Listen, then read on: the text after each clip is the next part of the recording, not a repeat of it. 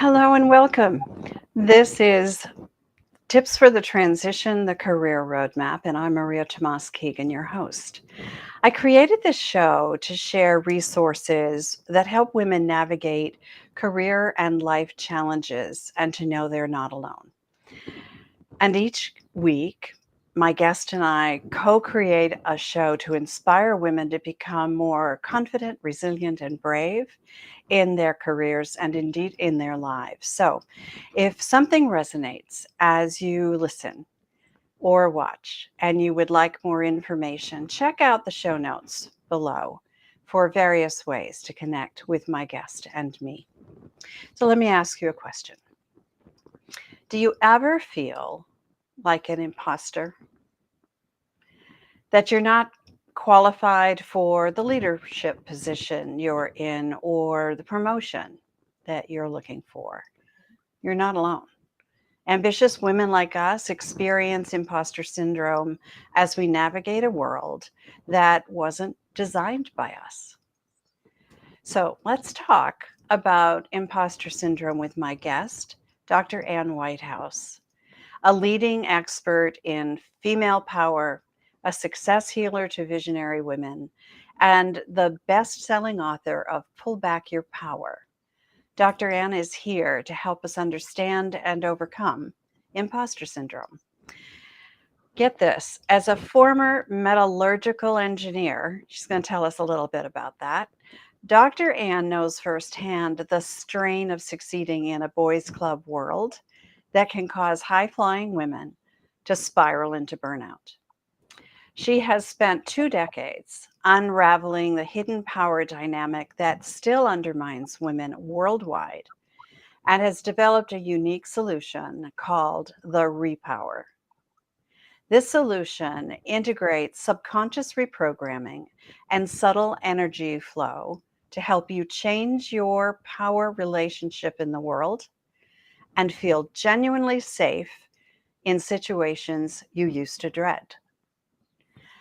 Through Dr. Ann's groundbreaking techniques, you'll learn to speak up, sail through limits, and flourish in the spotlight. And as a result, visibility fears and imposter syndrome disappear, leaving you free to step into your success and impact. So let's hear from Dr. Ann about transforming imposter syndrome.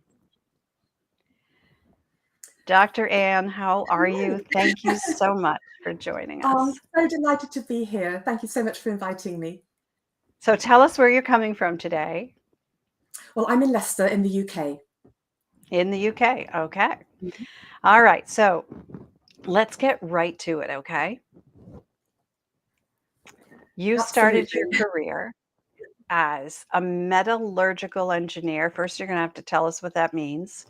But I want to Mhm. know how, from that, you then unraveled the secrets of imposter syndrome. So tell us a little bit about that.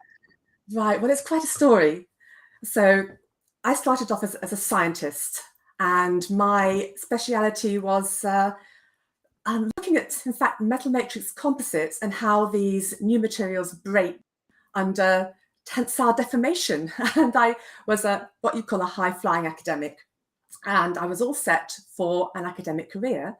And at the age of 26, I went into an engineering department as a university lecturer. And here's the thing, I started off confident. I knew my abilities. I could do the job just fine, but something happened. So as I went through that door, literally it felt as if the rug was pulled out from under me. My confidence evaporated and my stress began to go up.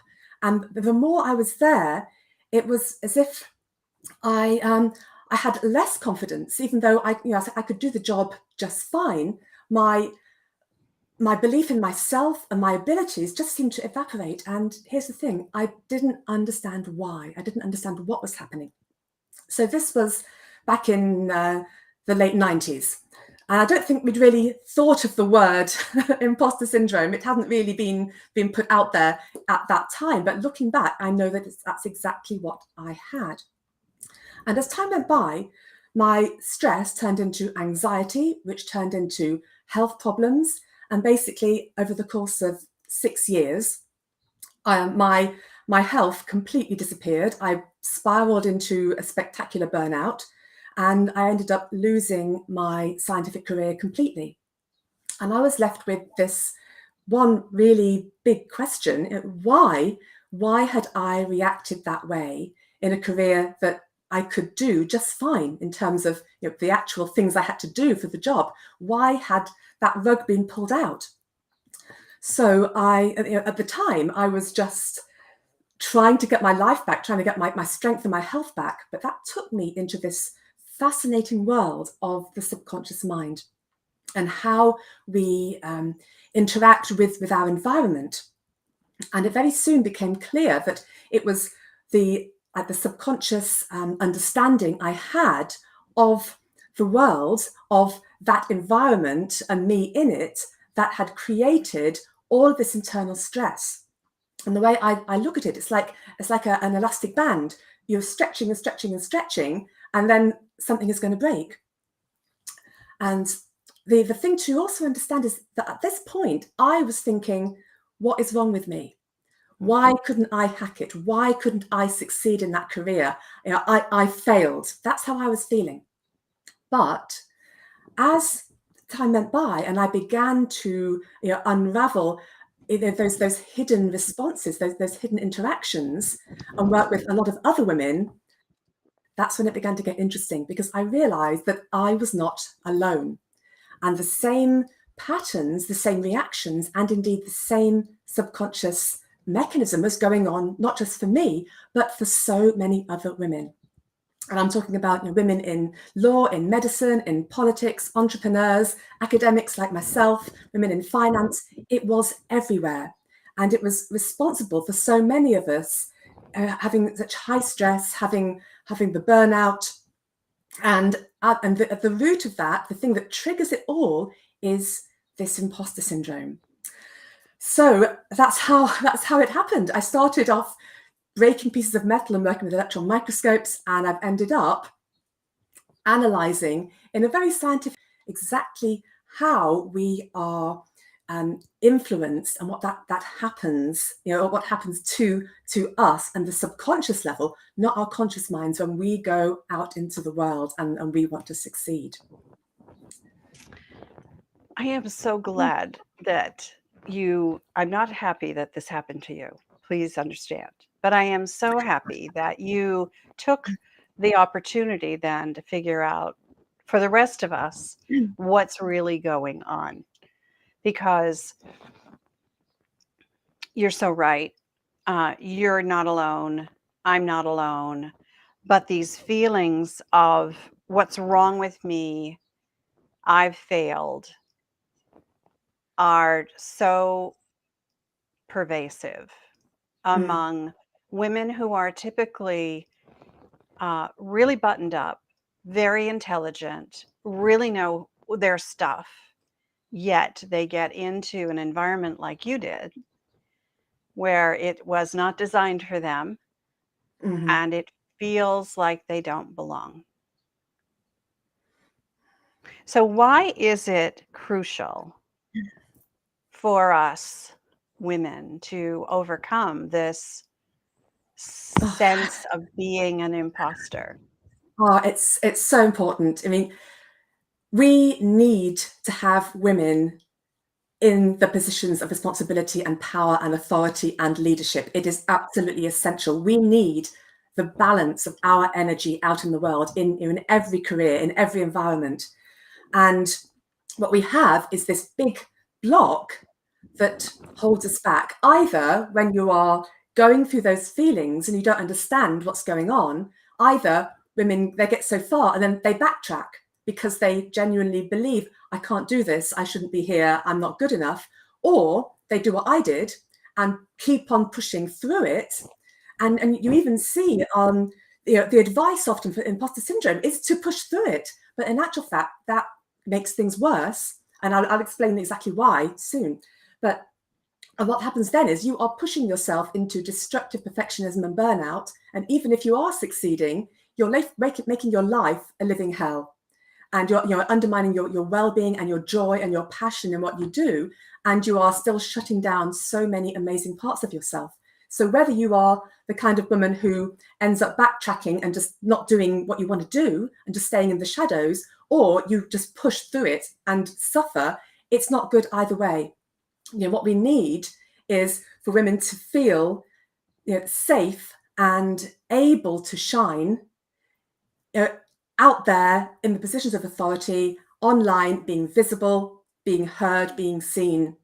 It's absolutely essential. And it's this problem that not only stops the world benefiting from everything that we have to offer, it's also responsible for people who are less talented, maybe men who are less talented, getting the positions that we should be in because they have the confidence, and it's just all wrong. We need to overcome that in order to have the freedom to shine and be ourselves. That's the bottom line. And it's not just about the success, it's about the success and well-being. It's got to go together.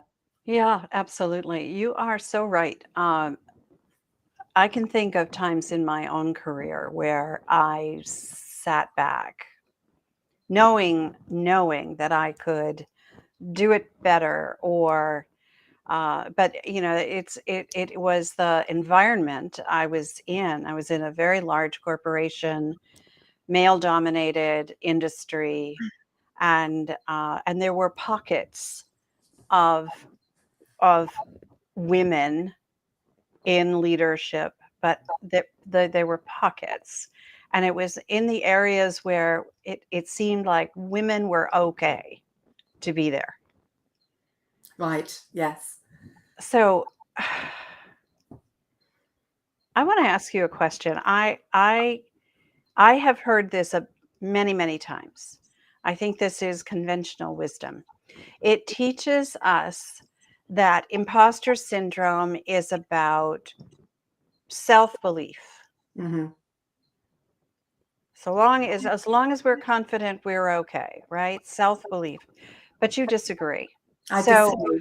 I would love to hear what from your perspective, from all of your research, what is really happening to Right. us when we feel like imposters? Okay. So this is it's not only different from what you might expect. It's also incredibly liberating when you have this understanding. So when you're feeling like an imposter, you'll say you are going for maybe a promotion, maybe you want to go for a new job, maybe you are completely changing career, maybe you are expanding out online in some way so that you are increasing your impact, your authority. Now, the thing that causes us to feel this way, feel like an imposter, it is not anything to do with our abilities or not believing in ourselves. It's something quite different. Basically, your subconscious is saying you are not safe to be here, right? You are not safe. So the reason it's doing that is that its job is to keep you safe. And unfortunately, even though women have freedoms and rights and opportunities now in the countries that we're in, which is obviously fantastic, the trouble is that the undercurrent, the heritage, all the subtle programming in both us and the people we're with, and the environments, the institutions we go into, all of that hasn't caught up at all. So if you like, we are holding on to a whole load of benchmarks and limitations that are from the past. So your subconscious, it looks at this situation. So using myself as an example, I went there into that engineering environment as a young woman. And it said to itself, right, is it safe for Anne to be here? Is it safe for her to be a scientist, to have authority over men, to be seen, to be heard, to be in this academic environment, to be an engineer?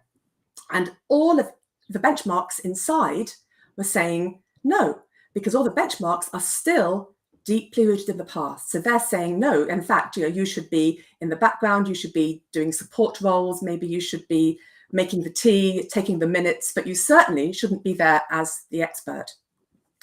So what happens then? You then go start trying to interact in that environment. And what you start to get is people's knee-jerk reaction to you in that situation. And if you're in a male-dominated place, you are going to get, inevitably, you are not going to be fitting in. And you are going to get comments, and everything there is going to be in the male default, basically. So every time you have an interaction with somebody, your subconscious is saying, you're not safe to be here. You're not safe to be here. So what happens? Subconscious says, goodness, I need to save her. I need to get her out. And what it does is it takes you into a fight or flight mode. Fight or flight. So immediately your subconscious says you're in danger. Your subconscious says you've got to get out of here. You are breaking all the rules because you've gone past all of those limits of what your subconscious thinks a woman should be. So there you are. Your subconscious is in fight or flight, and your power drains away. Your power absolutely drains away from you. And that this isn't a belief in your empowerment. I'm talking about actual sort of energetic power. And the way to think about this is that the world literally is like some kind of machine. We're not isolated. We are all connected, and energy flows between people. And when you go somewhere, you are kind of fitting into that power circuit. And if you are not completely comfortable, completely in those benchmarks to be in that place, the power is literally drained from you.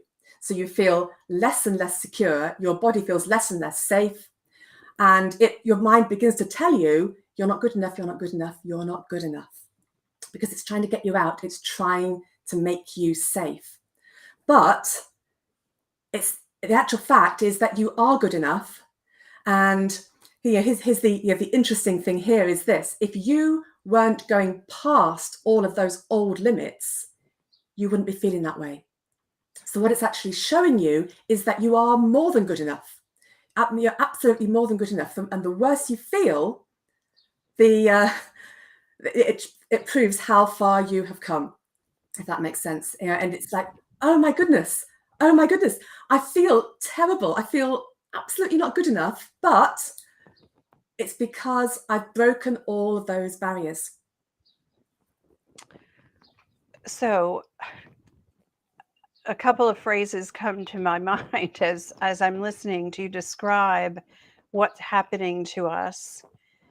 We're bucking the system, we're breaking the rules, as you say. Absolutely.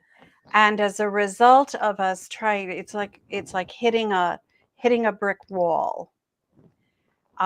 Every time we try to do what we know we can do, and there's another rule, there's another barrier. There's another limit. Another limit, right. There's another limit to us.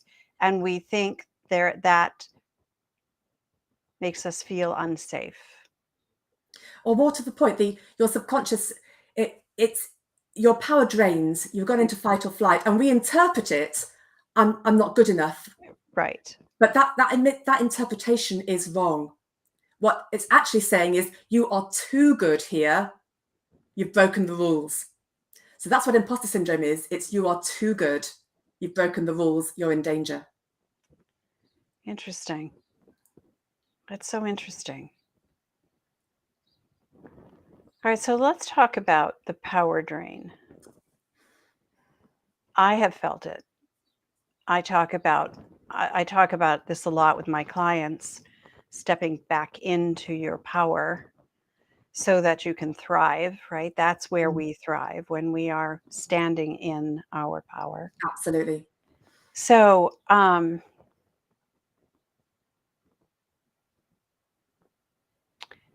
let's talk about why it is that putting ourselves out there in the world drains our power and triggers the fight or flight. Let's Let's dig under that a little more. Right. So there are several factors that go into this. One of the biggest things is that there's a heritage all over the world. It doesn't matter what nationality you are, what culture you're from. There's a whole heritage that powerful women are destroyed, women who go up against the status quo, who have gone up against patriarchy. And yes, we're talking about witch hunts, we're talking about all of that ancient history, but we're also talking about the here and now. And you still see this where a female politician will be attacked far more than a male, or if a female politician says a particular thing, she'll be called arrogant. Whereas if a man says exactly the same thing, he's a leader. This double standard is still there. Women who are in a position of power and are literally holding their power are attacked. And this is a heritage that we are holding as a group consciousness. We're holding it in our ancestry, and a lot of us are holding it in our own personal experience. So that is always giving us this push-pull of, if we want to be in our power, we want to have impact, we want to make a difference. But once we're there, there's, oh my goodness, I'm too powerful. Women who are powerful are destroyed. So that is huge, and that affects everybody. Then you've got things like it's what I describe as kind of the water torture, where you're dismissed, you're put down. I've certainly been asked to make the tea when I was the expert. There was one particular situation where I was giving a presentation, and the men in the room just talked over me and ignored me, and I stood there for a whole hour, just unable to do anything because my power had drained so badly. And these things that when people assume you are less than you are, they assume that you are in a support role, the secretary, when in actual fact you're the consultant. And those things give you this message of, you shouldn't be here, you're not as good as us.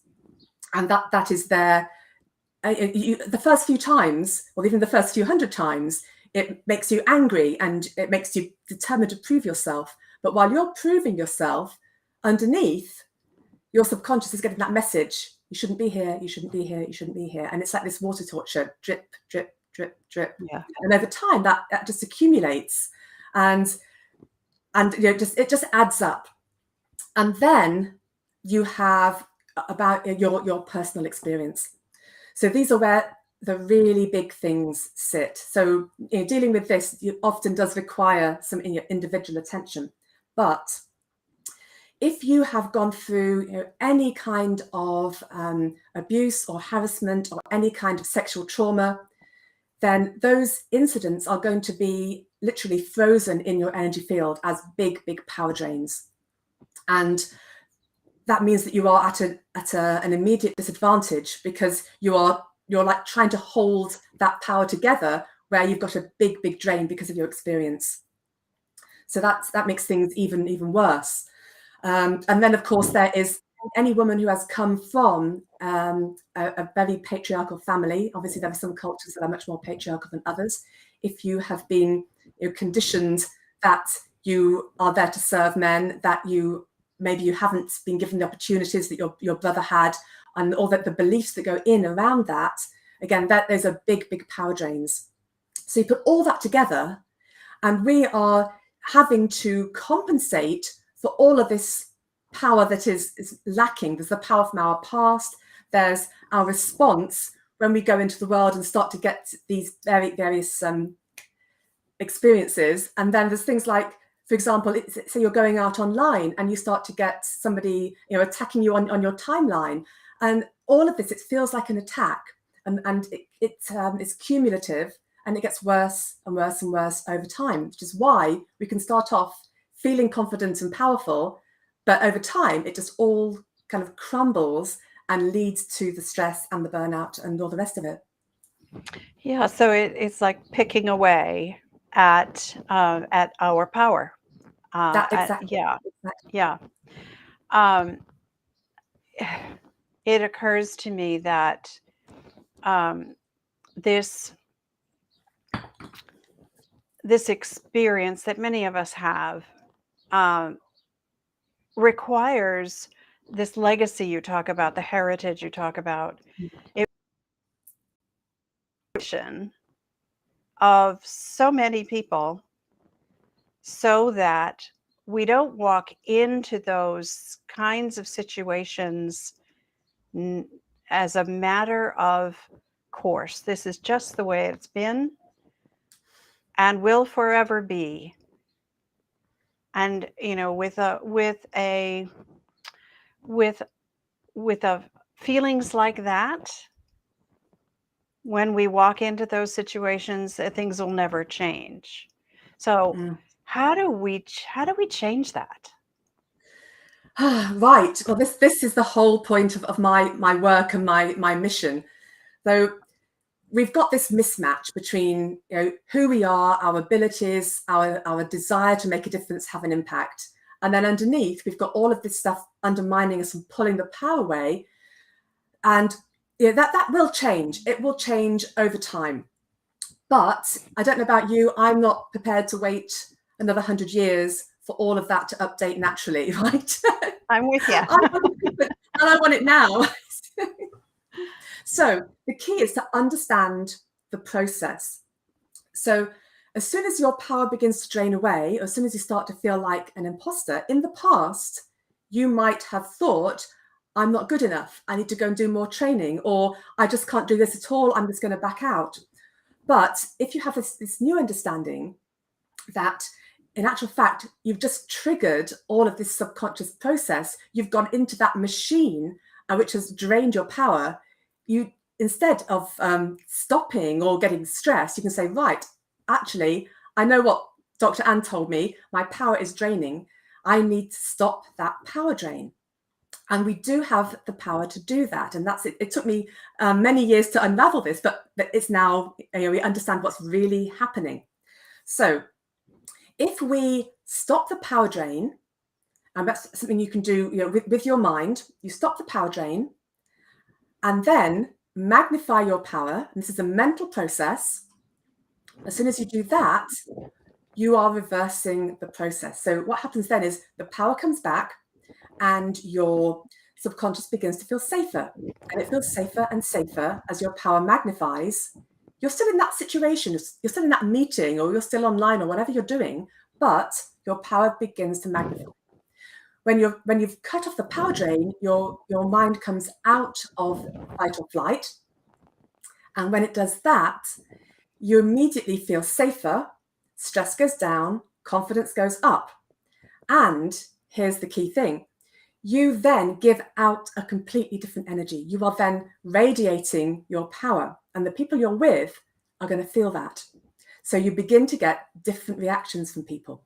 So you are literally reversing that power drain, changing it, magnifying your power. So even while we've still got the old programming, even while you've still got your own power drains from your life and your own programming, obviously we do want to change that, and that the big work is doing that so you can then simply be yourself and shine. Before that point, you can stop the power drain and you can change your reaction in those really key situations. So it could be an interview, right? It could be a job interview or presentation, something really important. You can stop the power drain and you can therefore stop feeling like that imposter and instead be the leader. I love this, because what you have just shared with us tells me that we don't have to educate everyone out there. We have to educate ourselves about how to, when we feel like an imposter, like we don't belong where we are, that we get to change that within ourselves. And that when we do that successfully, when we practice it, and this is going to take practice. It does take practice, yes. Right? Yeah. But when we learn how to do it, when we learn how to recognize it and then reverse it and step out in our power, and people see that, their response to us will change. Absolutely. So it's as if we are changing the energy. Our automatic energy, our default is the power drain energy. That's what women have inherited. Nobody's fault. it's simply what is at the moment. But when we consciously change the energy we are holding, that is a catalyst which creates a new energy. We're changing the power circuit. And that's going to be far more effective than just telling people they have to treat you in a different way or putting a new directive for equal opportunities. It's this underlying power and the energy, the frequency we're holding, which needs to change. And that's what we're doing. Okay. All right. So I'm really curious about your transforming imposter syndrome process. So tell us more about the process itself. How does it start? How does it work? Okay, so I'm going to explain to you what you would do. So if you're going into a situation that's really important and you are feeling that power drain. So when you feel a power drain, it can be stress, it can be anxiety, it can be I'm not good enough, I'm an imposter, I'm going to fail. All of those feelings, all of that means your power is draining. So I'm just going to talk you through what to do.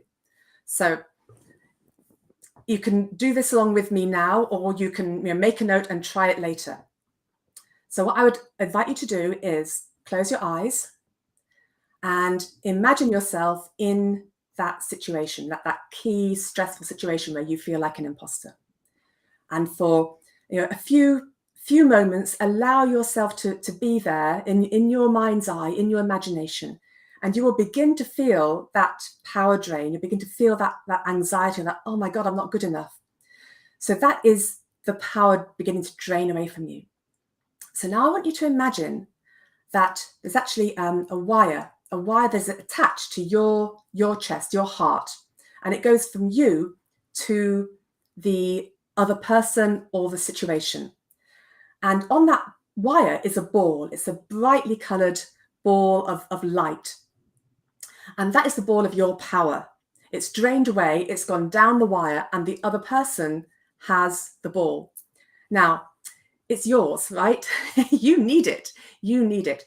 So in your mind's eye, imagine yourself reaching out and grabbing the ball and pulling it back.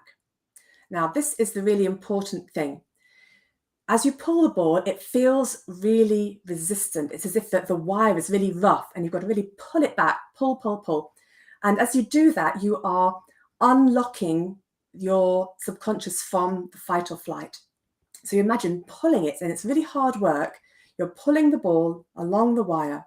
And as you do so, keep your attention, your focus on the ball. Imagine that it's full of swirling colors and lights, and it's so beautiful and so interesting that you've forgotten all about what's going on over there. So you're holding it and you're pulling it, pulling it, pulling it, and imagine it going right into your heart. And then put your focus in there, right into your heart, and see the ball there. Imagine it, feel it. And you're looking at those colors. And as you do so, as you focus on it, your power is going to begin to magnify.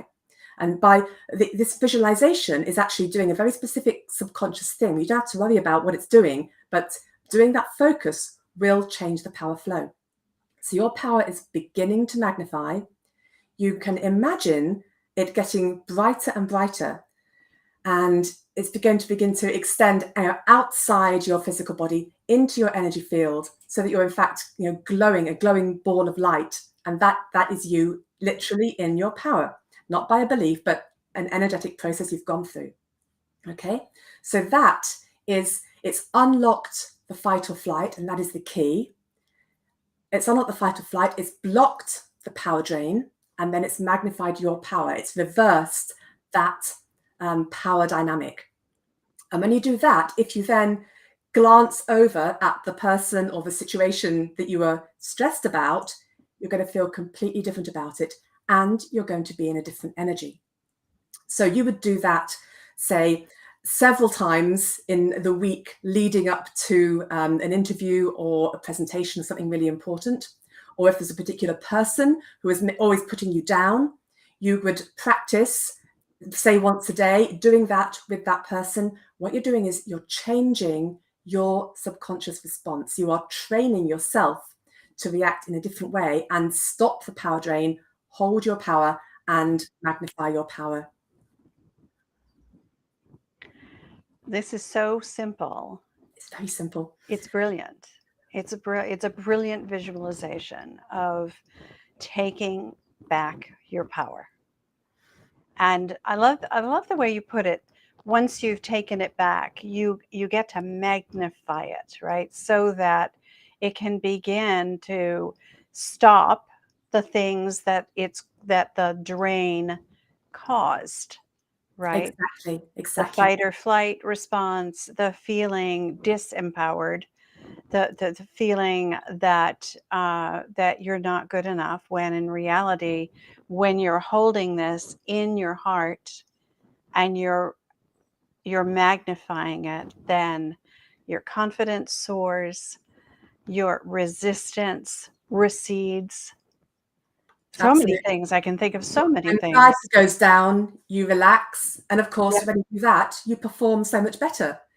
And you feel better, You right, about feel better. yourself, Yeah, so that you can stand in your power and be authentically you.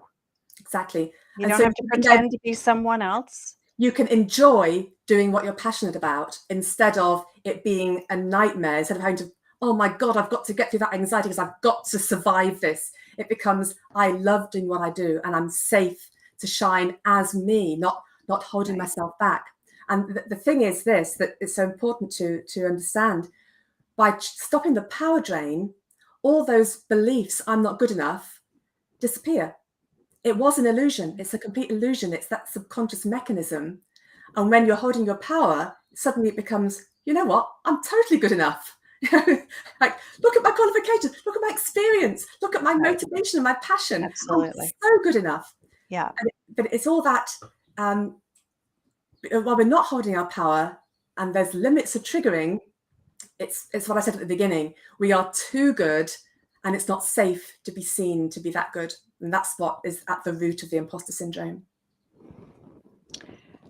So simple and brilliant. Love this. I thank you so much for sharing this very simple visualization exercise that is so powerful. Yeah, that was um, yeah, powerful. It's a good word to use right here, right? Very much Um, so. Very much. yeah. So it helps us to understand that the power is with us to change the situation, Mm, not yes. in anyone else's hands. Right. It's in our hands. Right. Because most of the world is working on autopilot. People are not generally, obviously, few exceptions, people are not generally trying to undermine you or hold you Right. back at all, but they're on autopilot. They're not aware enough. And this power drain, this power circuit, we've inherited it, we're born into it, we've lived in it. It's so normal, we don't even feel it. It's not until someone says, oh, goodness, this is what is happening. I need to stop this, that we Yeah. begin to make a new power circuit. And everyone else is in their own they're in their own world, right? They're seeing things their way. Yeah, And they may have their own power drains, and they may be they will. resisting them in a way that appears to us, because we're responding to our own view of our own perspective of the situation, right? It appears to us that they're trying to undermine us. And that may not be the case at all. So if we each just take back our power and step into it and shine as ourselves, if everybody did that, oh my, what a beautiful I world mean, it the would world would be be, so right? different. So different immediately. Yeah, It just would be it would amazing. be. It would be. So the clear message from you, Dr. Ann, is that we need to do this for ourselves. It's Mm-hmm. all literally in our heads, right? To change. We It's have in the our heads power, to change. We have the absolutely. power to So, change it. yeah. Yeah. So women have phenomenal, amazing power, but the system And the old programming is preventing that from truly being expressed. It's draining all over the place. We've shut bits of it down because we had to for our safety. And it's all about making it safe to then be in genuinely in our power. It's never about pushing through the fear or pushing through the anxiety, because that tells you something is wrong. That tells you that you are not safe. And while you're not safe, you are not going to be free to genuinely shine. You're going to be censoring yourself. You're going to be holding back. You're going to be people pleasing. You're going to be, stress is going to be off the scale. So it's safety is the Trying to be absolute key. perfect. Yes. Right. Yeah. Yeah. All So of the those safety things. comes when we hold the power, and we stop that power from draining away from us. And recognizing those circumstances in which we feel our power being drained, becoming aware of those quickly is really an important step here, isn't it? It's huge. It's huge. It's that awareness. So it's getting Yeah. out of the autopilot is, I feel like an imposter. I'm not good enough. What's wrong with me? And then either you push or you backtrack. That's the autopilot that, I was on that. That's what made me so ill. But then the awareness becomes, I feel this way, and oh, I know what's happening. I've pushed through limits. My subconscious has gone into fight or flight. I've lost my power. And then it becomes, I don't have to put up with this. I can change it. Step 1, 2, 3. And that's it. I love that. You just said to yourself, I don't have to put up with this, right? It's in my power to change. That, I think, is the piece that's missing for most women. Exactly. That they feel powerless to change it. And that's what's so brilliant about this information you're sharing with us.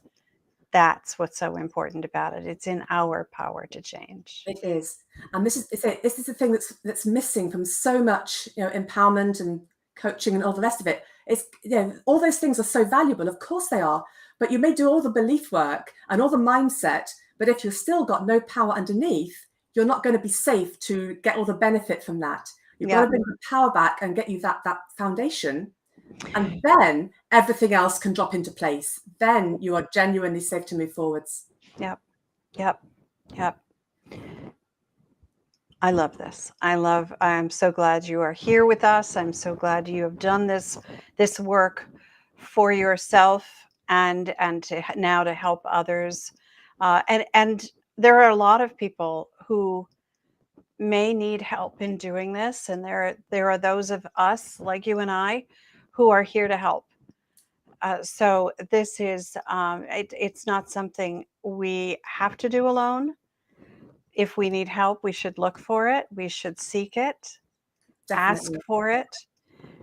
But Dr. Ann has just given us a tool today that we literally can leave here and use for ourselves. You absolutely can. Yeah. This is the start.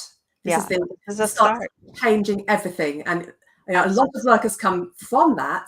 But while you know how to pull back your power and recognize when your power is draining, that is in itself life-changing. It certainly was for me. When I first did it for myself, it was, oh my goodness, is this what it feels like to be in my power? And at the time, I think I was about 50 or so. And I did all those decades of life, and I had no idea what it felt like to actually have my power. And I thought I was an empowered woman, but I wasn't. I was very forceful and motivated and passionate and very determined, but I was doing all of that while running on empty. Yeah. While running on empty. That's so important for people to hear, because there are many women whose cups are dry. Exactly. And they have nothing left to give. So what's going to happen, of course, is that they physically, emotionally, spiritually will become drained. They will. Yeah. All right. Well, we could talk about this for hours. I know we could. But we need to wrap this up. But before we do, I would love for you to kind of tie this all up in a bow for us, Mm-hmm. what are the key takeaways? We end every episode with tips or Yeah. takeaways from my guest. It's why I call the show Tips for the Transition. So help us with the tie in the bow for us. What's your first takeaway? Okay, so my first takeaway is when you feel like an imposter, it's actually nothing to do with your abilities at all. It is completely an illusion. When you feel that way, you can immediately disregard it. All it is, it's a signpost that says, I now need to look at my power. And that in itself is absolutely huge. I love that. That's so it's key, right? It has to start there when Yeah, we notice that something is draining our totally power. important. Yeah, love that. All right, what's number 2? Okay, so number 2, this is even better, and this is this is thinking about my elastic band analogy. The worse you feel is the proof of how good you are. So the more you are feeling not good enough, the more you're feeling like a failure, the more fear you are experiencing, that is the measure of how far you have come past those old benchmarks. So that shows you, it's the proof of your abilities and your determination and your motivation and your passion and everything. The worse you feel, that's actually the proof of how good you are. Wow. That's going to take a minute to sink in. It does So take a the minute, but when worse, you get it, it's, oh the my worse, goodness. yeah, the worse you feel, the better you Yeah, are, the better you are. because you've tried so hard, right, Because to prove you've yourself, gone so right? far past You've the come limits. so far. Yes. Yeah, I love that. That's a Because great way to look at it. if you weren't That's so good, empowering. it is. If you weren't It brilliant, is. you would have stopped at the limit, right? Yep. You'd have stopped Yep. at the limit. But because you are so gifted, you've gone way past it. And that mismatch is what makes you feel bad. Yeah. I love that. I'm certain people are gonna stop and replay this part of this show and listen to that again, and it will be well worth it. Write it down too. All right. What's your third one? Okay, so the third one is when you feel that you're not good enough, don't push harder. Don't push harder because you're just going to make that mismatch worse and then something is going to break. Instead, you are aware that your power is draining and you do what I taught you. Do that visualization with the ball on the wire.